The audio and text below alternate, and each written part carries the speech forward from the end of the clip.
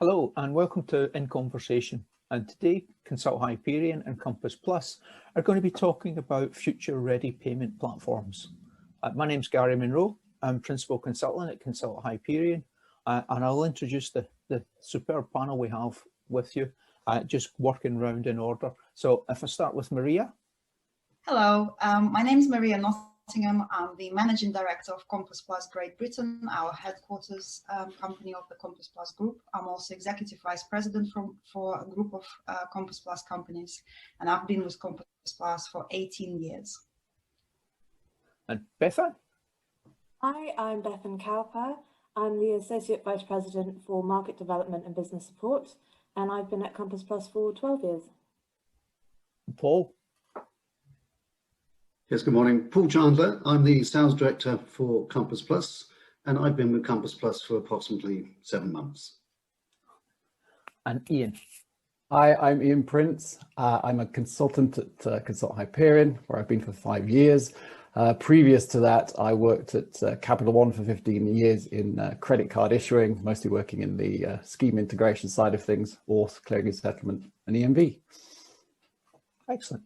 Okay, so Maria, could you just introduce Compass Plus to everyone so we know who you are? Okay, yeah, so the Compass Plus in a nutshell is a payment technology vendor. We've been around for 30 years, just over 30 years, and our offering covers quite an extensive part of payment technology needs. We cover issuing and acquiring. On the issuing side, it's all sorts of card management, token management. On the acquiring side, we're talking about e-commerce merchants, physical merchants. We also do ATM acquiring. We do fraud management for the whole range of products. We do quite comprehensive merchant billing and settlement, also mobile payments, and some quite unique solutions like microcrediting in real time at the checkout, as an example. So we do quite a range of services. Yeah. Everything you need for banking. Yes, basically, yes. We also have as our customer base, we've got, again, quite a range of financial institutions. We're talking from very small microcrediting institutions to large national banks, national switches, processors that underneath them, they process for over 200 banks nationwide or, for example, Africa-wide. We also have fintechs, some on the smaller side, some are quite known names in the industry. So again, cover quite a range of financial institutions. We're also global. We serve just under 500 users of payment technology around the world. I think it's between 80 or 90 countries. So got quite an experience under our belt. Yeah. Excellent. And so you asked us to write a paper for you on future-ready payment platforms. And this is to look at how payments platforms have evolved and how they're evolving. So why was there a need for this paper? Well, I think let me start a little bit further back in timeline. And I think I need to say that Compass Plus, as I said, we've been around for 30 years. And we actually offer quite unique perspective, I think, because as a vendor, we have both platforms. One that we, as this white paper highlighted, the second and third generation, and the second generation platform that we've developed in the early 90s, it's very successful. Majority of our customers around the world use it. And in 2005, we started developing something else. And in 2011, we have officially globally launched the third generation platform.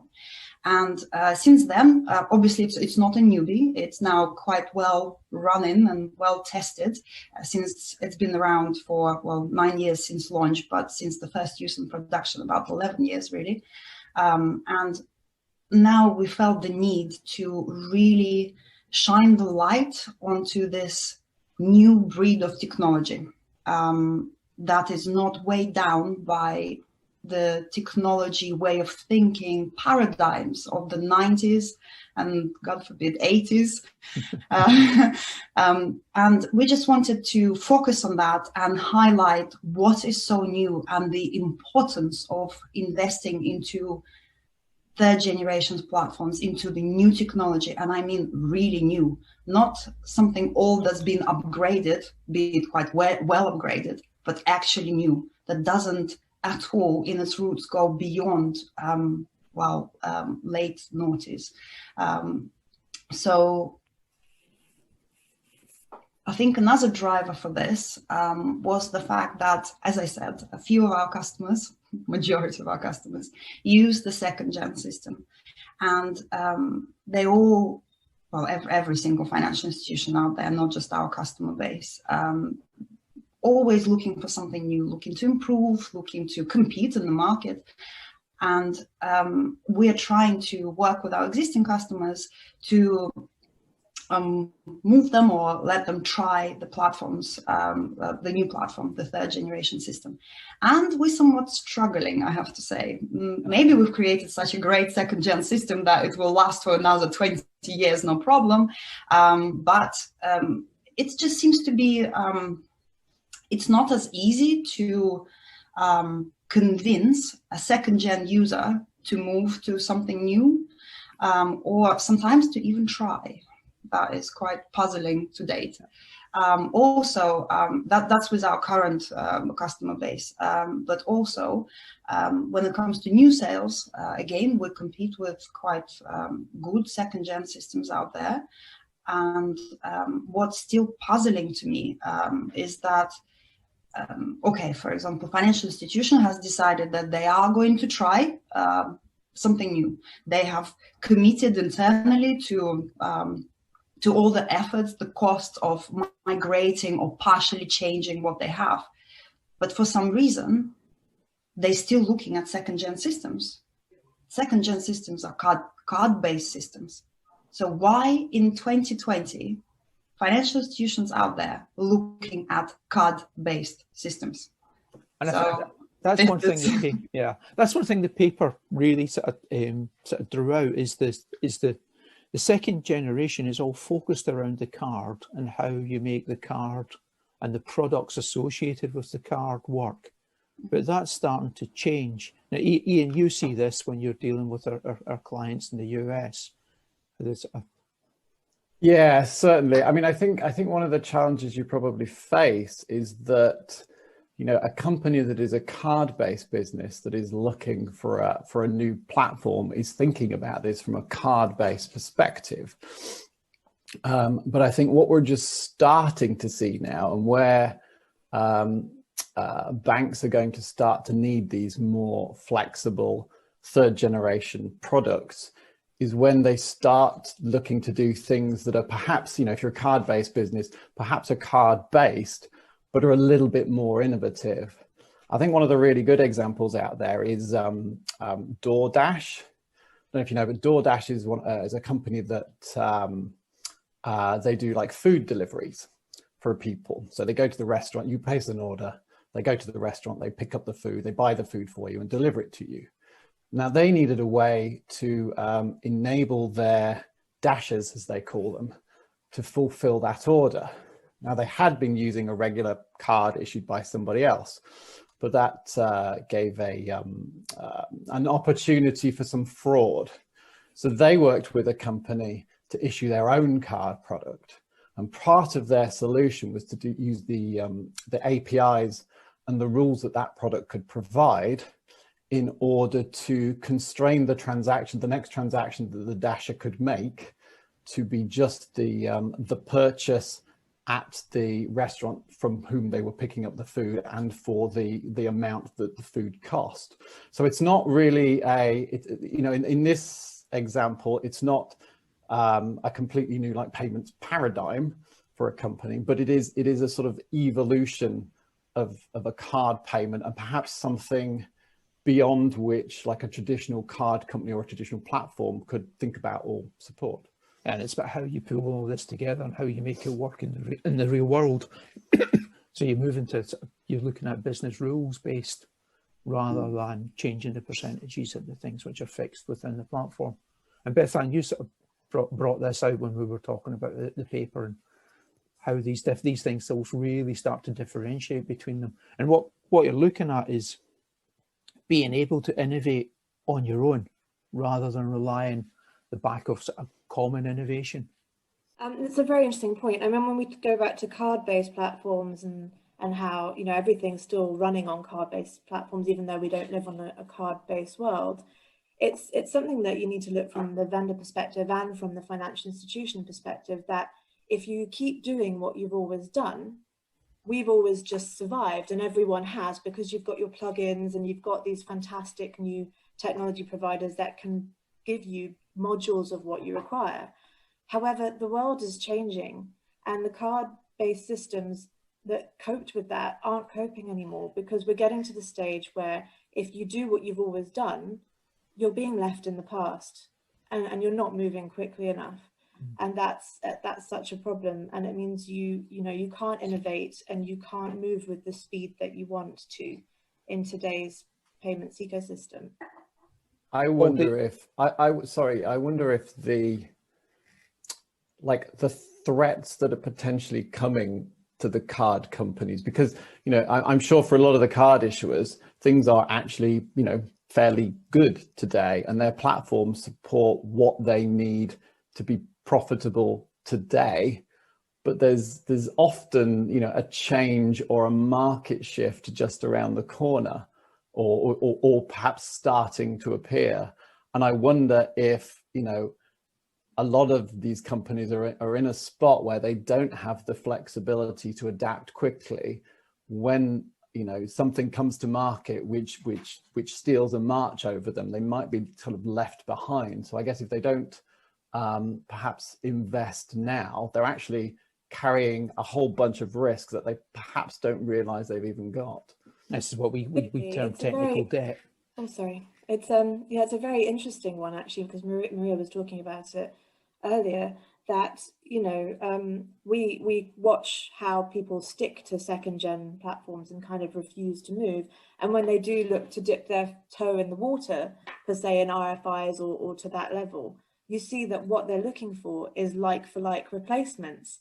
Now, we can discuss innovation until the cows come home, and I'm sure everyone in this industry can, but there comes a stage where you need something that isn't just a newer version of what you already have, but it's something that can enable you to do something completely different and support your business well into the future. And that's where the title of the paper comes from, Future Ready. Yes, indeed. Yeah, and you talk about it's built for the unknown. We don't know what we're going to be, what the products are going to be, but these platforms provide you the flexibility and the capability to innovate on a day-by-day basis. So, Paul, you must see this when your customers are coming to you and saying, we want this feature, we want this feature. And with the second-gen platforms, that's going to take time. Yeah, indeed. Yeah, I think that the biggest movement or a compelling movement to change is actually the fact that the FIs have to understand what the consumer wants. And I think we've seen a significant turn or change in the payments landscape, in that we as consumers are driving to a great extent what we expect from FIs. And those sitting on left sitting on their second gen platforms are just unable to adapt at the speed necessary and with the flexibility necessary to meet and to stay competitive. So that for me is a significant, compelling sort of event and transformation in the industry. Whereas, as opposed to banks using second gen to deliver solutions for the bank as opposed to the customer, we're seeing third gen actually, you know, meeting those requirements bang on. Yeah, it's we talk about it as hyper personalization of payments, is providing the consumer the ability to pay how they want to pay at the merchant, not how the bank wants them to pay. So it's a bit of a paradigm shift. Yes, and so it puts the consumer in control of their payments. It's about, I mean, everyone says that they're listening to what consumer says, but then what do you do with it? Okay, so a second gen owner listen to consumer and a third gen owner listen to consumer, then they take that, what they heard, the message, the marketing team, let's say, they take that message to technology experts in the bank, architect, and in the end, they heard exactly the same message, but the product that comes out is completely different. Mind you, the third gen owners will bring it to the market in about, well, between 2 weeks, maybe 2 months. And the second gen owner will be like 6 months later, you're relevant by then, you're relevant. Yeah. Or the majority of the market's gone, the message of the third gen owner is out there. Let's pick one, for example, Starling Bank. They innovate like that. And I can guarantee you that any second gen owner, no matter, because second gen systems, they're all different. Some are better, some are a little bit worse.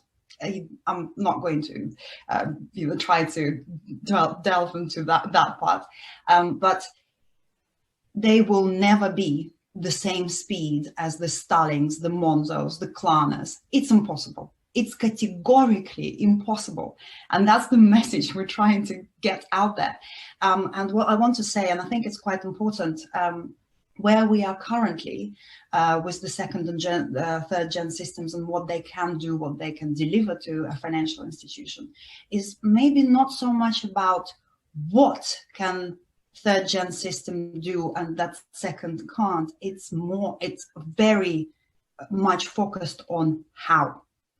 Yeah. Eventually, the what will become quite significant and obvious because you just be hitting with the second gen dead ends. There is no way getting out there. I can give you one what as an example: open banking. There is second gen system is card based. What's open banking? Yeah, and whoever I am the owner of the second gen system. Okay, I can. It's impossible. Any second gen vendor that tells you they can support open banking, is not telling the truth. Let's put it that way. Because they would. Sorry. Yes. So this is like open banking is one of these seismic shifts that occurs every now and again in the industry, and open banking is only just starting, and we don't know what products it will be. And we don't know what services are going to be built on top of that. The fintechs are still dreaming this up, and they'll start bringing these products to the market. And what we've seen in the past with this traditional card account-based systems is that when the fintechs come, they pick one part of the ecosystem, they do it really well. And that's really difficult for the banks to compete against it because they can't change their platform. And this is where the platform architectures come into play, where you're dealing with architectures which were put together in the 90s using what was the technology available then. And now we're in the API world where everything's API and you can consume APIs really quickly to build these rules-based systems. So Sorry, I was going to say, I guess we're starting to see that a little bit now because there's a lot of these, you mentioned Klarna, but there's a lot of these sort of buy now, pay later solutions coming to market, which have a slightly different value proposition to a traditional, like a card payment. So whilst they're very similar and they're probably going to eat into that sort of credit card market a little bit, the business rules around those are a little different. So to your point, Gary, you where you've got sort of open banking, for instance, you can build something like that, and you can operate that across different payment rails, and then your costs change, so you can offer a product that's sort of slightly different to your competitor, who's sort of bound to a card-based solution. I'd actually like to stay on the cost subject because, as I said just earlier, the what is one of the examples is open banking, that it's impossible to deliver that without putting plugins, a system next to it, integrating it, or wrap around. It becomes a monster. It is deliverable, but it's just does not look pretty in the back office, and it's difficult to operate. But the second part is the how, and one of the how is cost. And I think this is where we come to a disposable innovation, because on the third gen system, you can innovate very quickly. I mean, I'm not going to exaggerate this. In 2 days, you can develop, test, and launch new product. 2 days. That's the life cycle. And the costs are, well, from a couple of thousand to, okay, maybe 15,000 before we get to marketing and promotion. But, you know, as a pilot, let's say, yeah, that's it.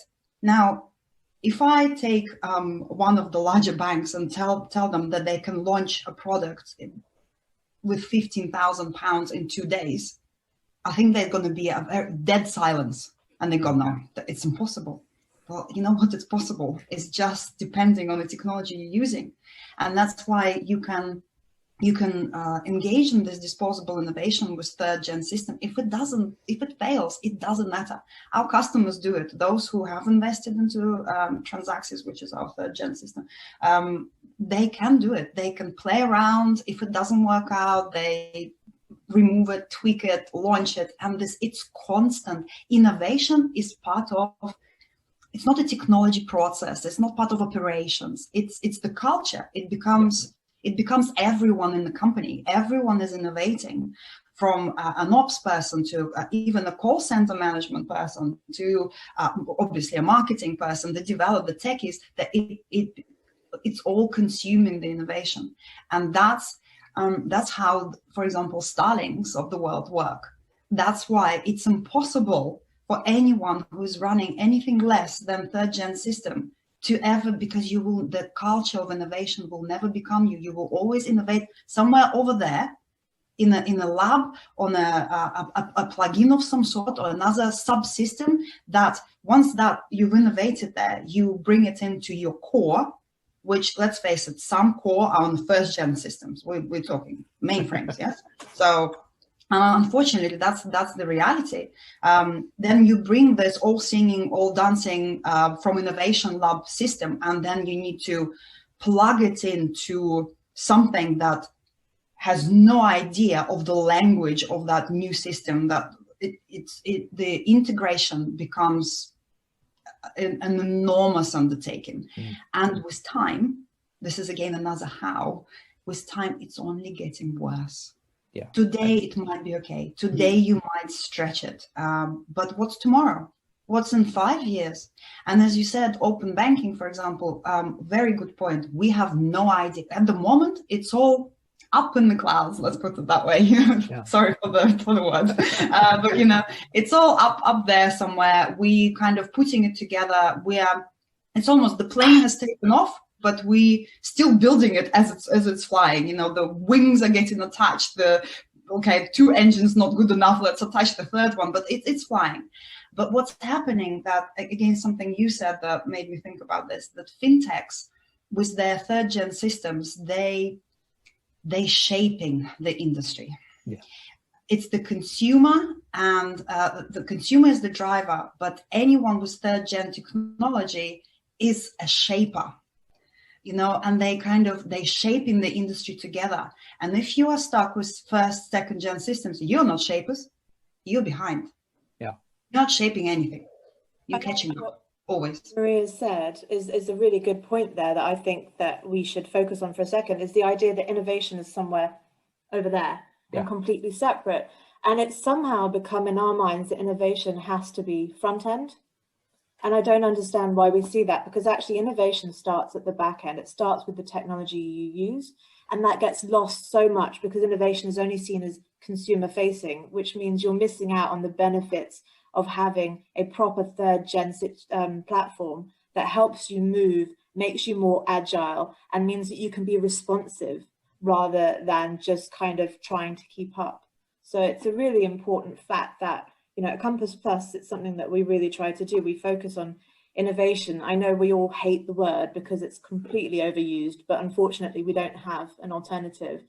But if what you're working on to start with is innovative, then, you know, you've got all the bases covered. You don't have to run over there to get something small and innovative to plug in. It's a completely different situation that you find yourself in, and you're, you know, more enabled to do what you want. It's a complete You're change innovating. in the agile world. Yeah. And it's the fintechs, they constantly say it's fail fast. And that doesn't mean everything goes wrong. It means try it and improve it. Get your feedback from your customers, ensure you're delivering your customers what they actually want and what's going to bring them benefit.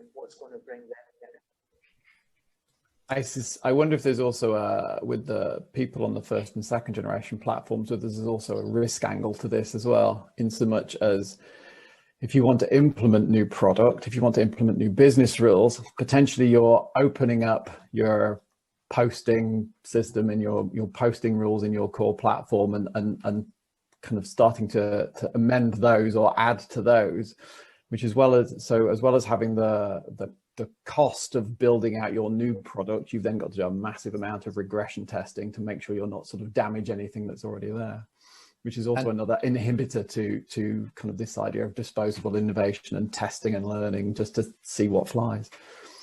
And I guess that gives you product lead time, and that builds in cost to the cost to bring an innovation to market. And that all sits behind these legacy systems and makes things difficult. I remember the problems when we started doing Omnichannel, when Omnichannel just meant online and offline shopping. Now Omnichannel is a completely different thing. It means any form of payment, anything which can move money from that account. And that changes things completely. And this is where being stuck in the card-centric world poses a whole pile of problems here. Now, Bethan, you talk about it, and you talk about being token-centric. Can you just explain a little bit about that? I mean, what you said before about, omnichannel, I think that fits in quite nicely, because when you've got these different platforms all fitting together, the second gen and things like that, I don't know if they can truly be omnichannel. You need some kind of dashboard to actually have this single view of everything. So when you talk about token, it's the idea that everything can be an object, and in a third gen platform, you can see the full visibility over that object. And how it works. And it's looking at these kind of microcredit innovations and stuff where anything can be your identifier. It's not a card anymore. It can be your address. It can be your mobile phone number. It can be, a number of these things combined, two-factor or whatever you need. As we've spoken about open banking, it's got nothing to do with your card anymore. So limiting yourself to a system that is driven solely by one key token, because a card is still obviously a very useful day-to-day token, you're limiting yourself again because, well, I think it's quite clear. Yeah. And Paul, what do your customers say to you? What are you hearing from them? Well, the typical cases that you're hearing today are where the customers are blocked from their own technology is actually blocking them from moving forward and adapting to the requirements that are being dictated to them by their customers themselves. So the inability to change and adapt and react accordingly is their biggest inhibitor. I think a classic example for me, also in the report there, where you mentioned Chris Skinner, where he's verbatim, each bank leader dodges the system changes and leaves it for their successor. I remember being on having the privilege of sitting in one of the financial services club meetings, and a prominent bank leader, CEO, was sort of dining out, about to leave the industry, very big player. And he mentioned that during his lunch break, he would take a stroll down to the heart of the organization and talk to Bob. And the reason he went to speak to Bob is because Bob had been there about 30 years, and he could bounce off Bob any significant changes that he wanted to make.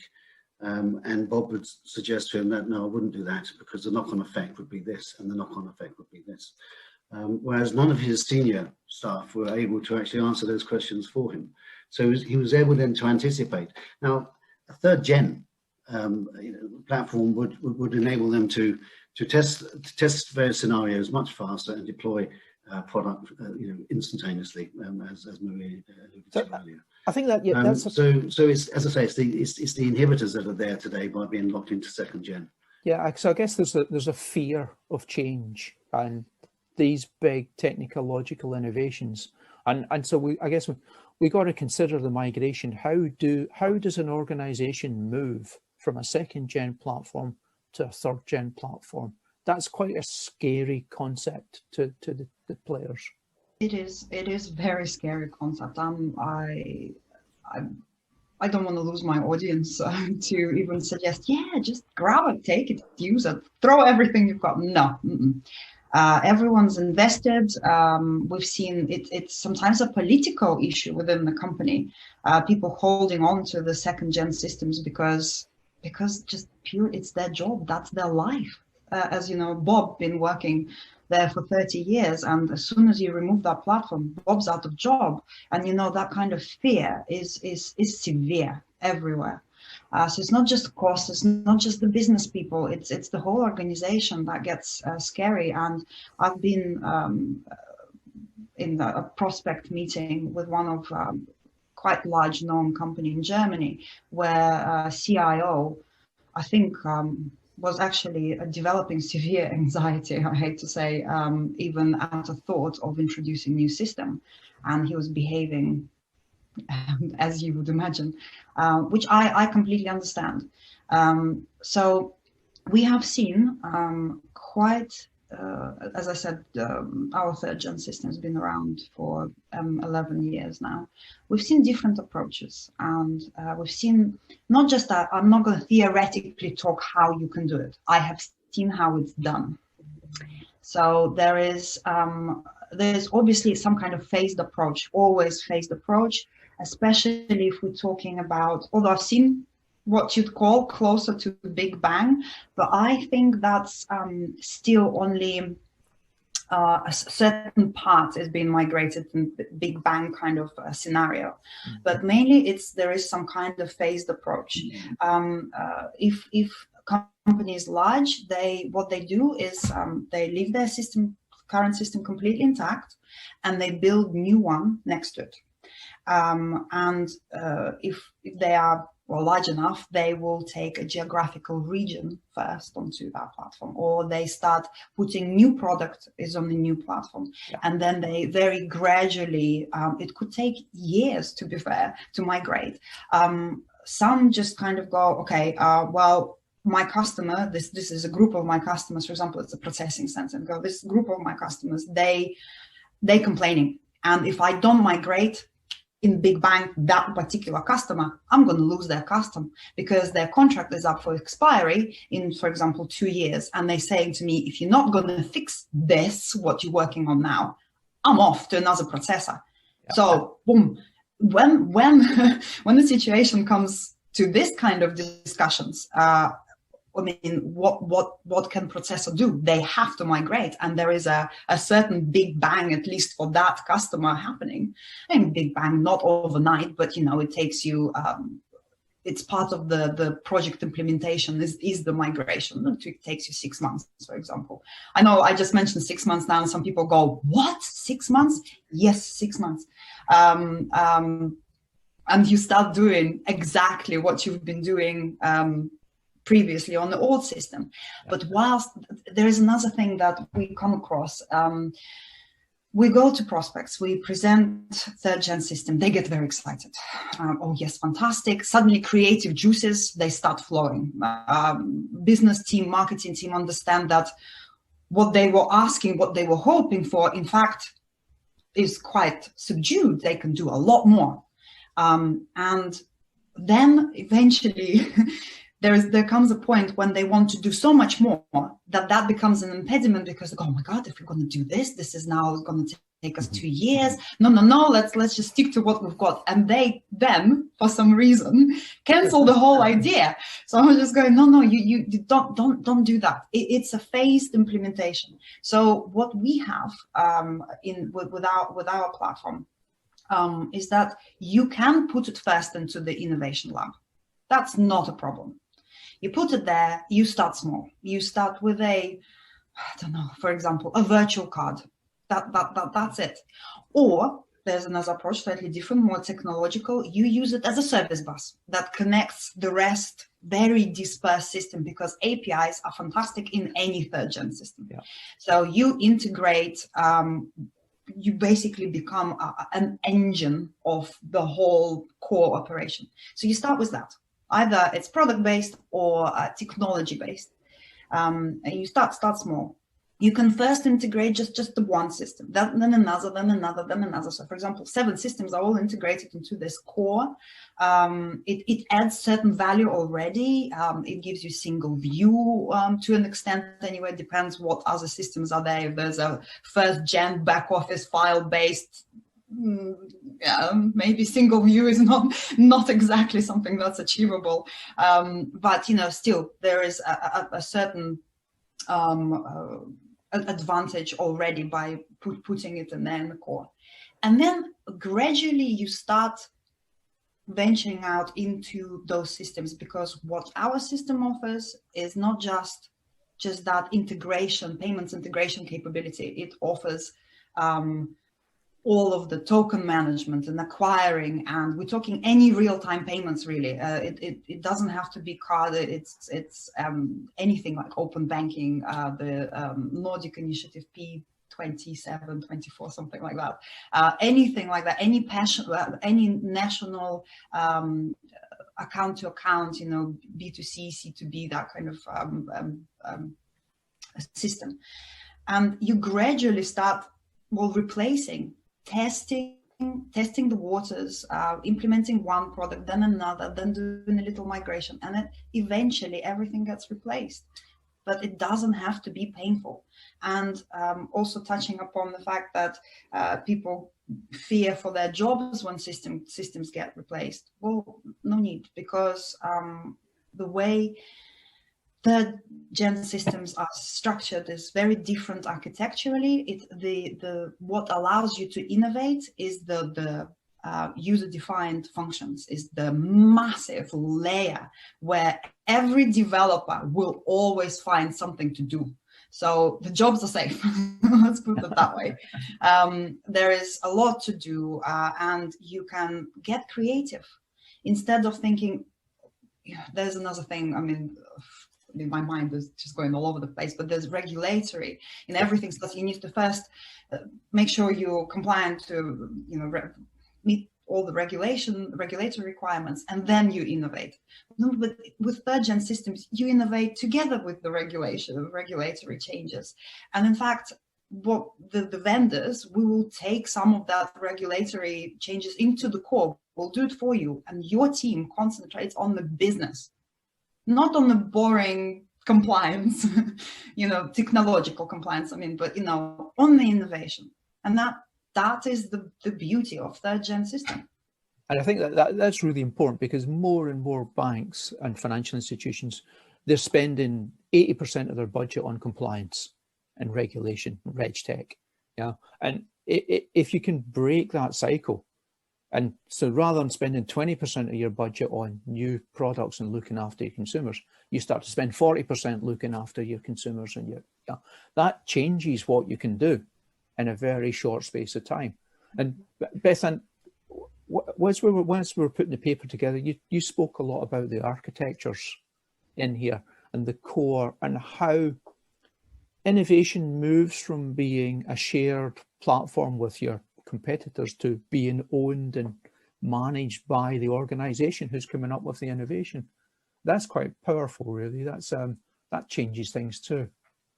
Yeah, I think vendor independence is an interesting one. It's something that we talk about quite a lot. And not all platforms really enable you to do that.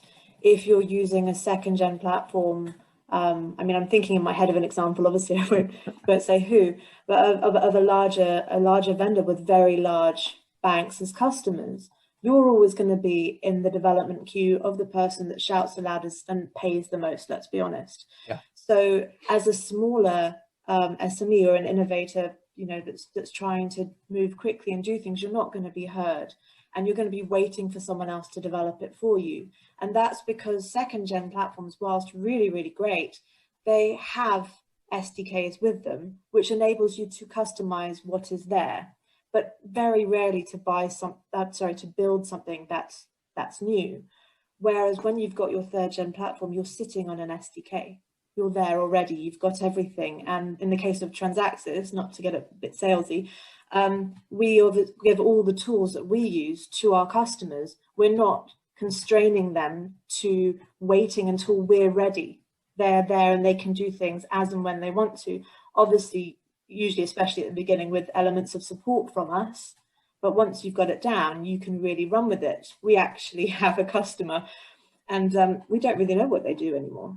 That's how good their vendor independence is. It's not always great for us because obviously we'd like to sell them more things, but for them it's fantastic because they run off and they're running it, they're doing it themselves, and they've got that differentiation in the market that other people just don't have.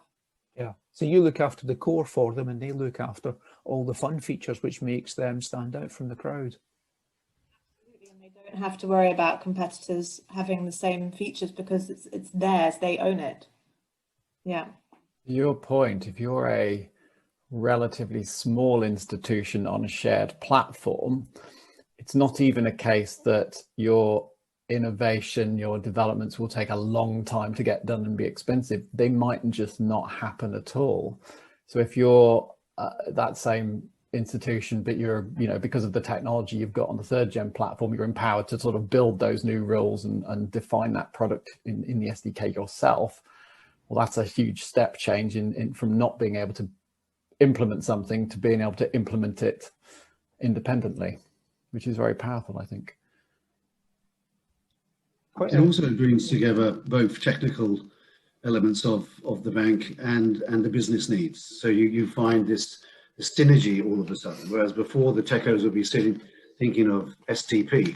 Well, actually this rich toolbox enables you to develop first world-class applications for your business users and achieve SDP as well. You create closer working teams who understand the products better, understand what they're setting out to achieve together. Yeah, I suppose often innovation, if you've got a platform that's a little bit rigid, then I guess the product people come up with product innovations, but then you have to sort of start to look at that through the lens of what you already do and what you think is possible. And I guess potentially then innovation kind of gets watered down a little bit and constrained.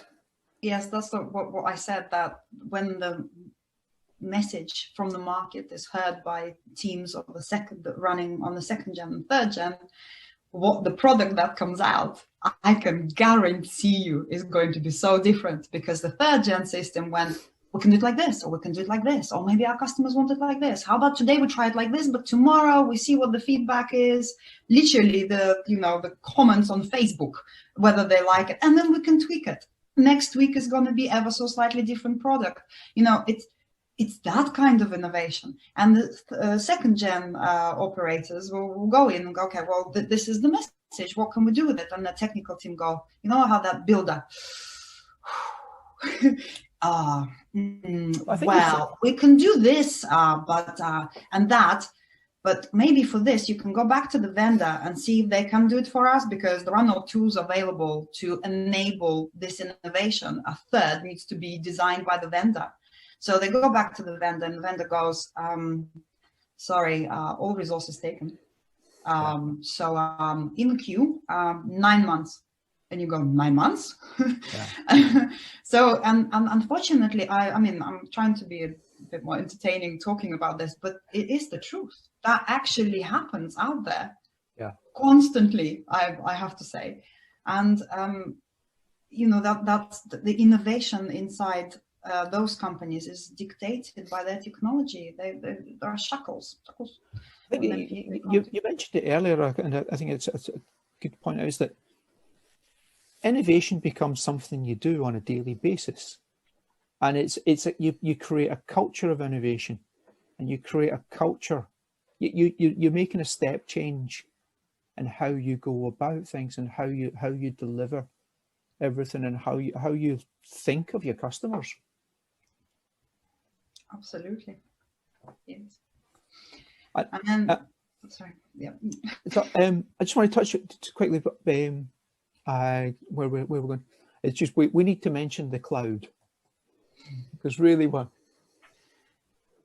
when we talk about fintechs, everyone talks about cloud everything's cloud-based, and that provides the advantages of the scalability and the deployment and everything that cloud brings. And these third-gen platforms, they're built on cloud technologies and they're built for cloud. Yes, Whether that's... So they, let's put it this way, and we have to be quite fair. So second-gen technology, can it go into cloud? Yes. Yeah, they can go in the cloud, and they do. Now we're going back to rather than what, the how. So third-gen systems, let's start with second-gen systems. When they were designed, and we're talking the architecture, you cannot change the architecture of the second-gen systems. This is, I think there is some kind of confusion over that. You can put layers, wrappers, plugins upon another plugin with another layer. That's what achieves eventually going into cloud. But the notion of cloud in the 90s did not exist. No one, categorically speaking, could have architected for the cloud in the 90s. So how can a system sit comfortably in the cloud? Well, it can't. It gets there, kicking and screaming, but it doesn't sit comfortably.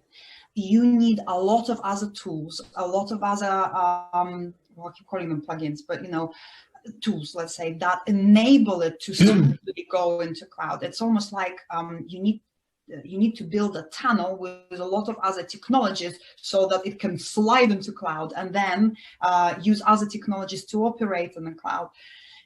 So it's possible, it's achievable, but at what operational cost? At what deployment cost? And again, tomorrow something else going to come up, and are you going to be ready? No one knows. The answer is you have no idea.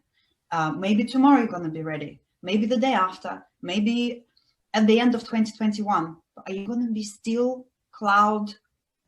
Say not cloud ready, but cloud compatible in 2022? What if you're not? What if everything breaks and that's it?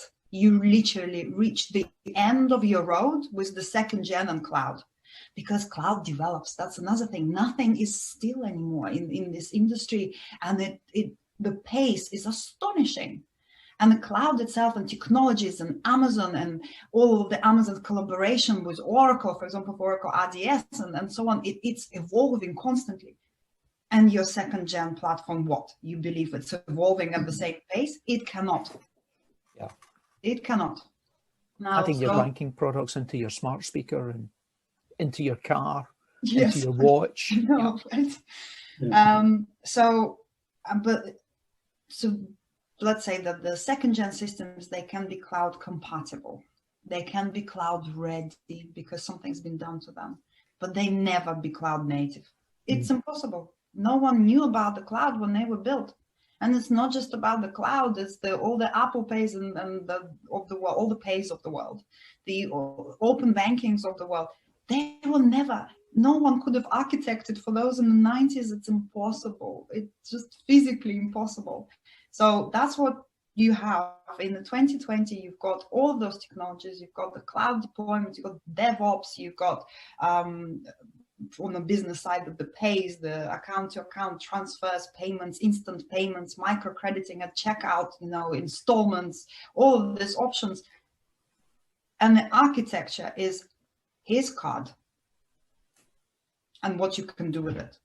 Yeah. So you need to think what actually happens. So, okay, on the top, you've got all singing, all dancing merchant portal, if you are an acquiring side or, mobile app, internet banking, all of that. So to consumer, it looks as if everything's great. And you've used all the newest technologies on the front end. But behind it, it's it's a dying core. And I'm going to use the word, it's dying. So that the process has started. It started when the third gen systems first got introduced into the market. Yeah. The DAS has begun. And for example, for Compass Plus, I'm asked a lot, because I have to say my second gen system is good. We're running it. My customers loving it. It's as I said, but the death has begun. There's certain bits here and there, very slowly you're finding something's not working, it's not working well, or it's taking a bit slower. So at Compass Plus in 2005, we've decided that we have duty to our customers to take them to the new century, new world, new technology. So my customers, when they're done with 2nd gen, will be ready because the 3rd gen will be there. And by the time they're ready to migrate, I've got all the tools, the experience, been running it for a decade now, and they can start using it.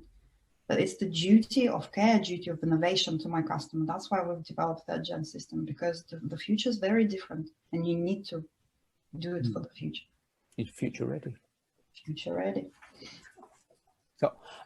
So we're out. We could talk for hours. Actually, this is fascinating. But we're out of time. So I just say thank you very much for asking us to write the paper for you. We spent a lot of time learning about 2nd and 3rd generation systems and understanding the differences and the advantages that these bring. So I encourage everyone to download the paper, have a read through, and understand what 3rd generation can offer, and then speak to Paul once you're ready in that process. So thanks everyone for a fascinating conversation. Really appreciate all your time. Thank you.